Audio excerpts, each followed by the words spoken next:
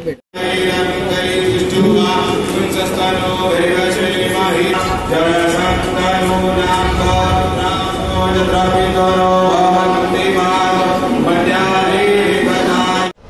सर्वांना नमस्कार।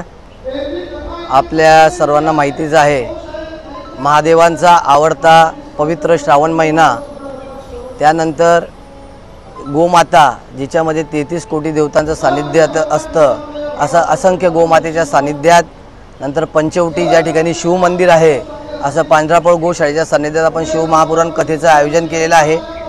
आणि हा श्रावण महिना महादेवाचा अतिशय आवडता महिना आहे।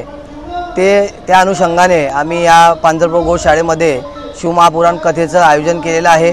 आणि या कथेच्या आयोजनाच्या निमित्ताने मी सर्व भक्तांना सांगू इच्छितो की आपण सर्वांनी या कथेला अवश्य यावे, कारण की पवित्र श्रावण महिना असेल, त्याच्यानंतर गोमातेचं सानिध्य ज्याच्यात 33 कोटी देवतांचं वास्तव्य आहे, त्याच्यानंतर शिवमंदिर, असं अनेक संगम इथे या ठिकाणी असल्यामुळे या ठिकाणी होणाऱ्या शिवमहापुराण कथेचा जे श्रवण आहे त्या श्रवणाचे लाभ अनंत कोटी आपल्याला मिळतात, त्याचं अनंत कोटी पुण्यफळ आपल्याला प्राप्त होतं।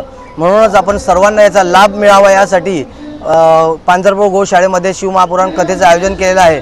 तरी सर्व भक्तांना मी विनंती करतो आणि आवाहन करतो की आपण या कथेचा जरूर लाभ घ्यावा। आजपासून ही कथा सुरू झालेली आहे। आजपासून 24 ऑगस्टपर्यंत ही कथा चालणार आहे।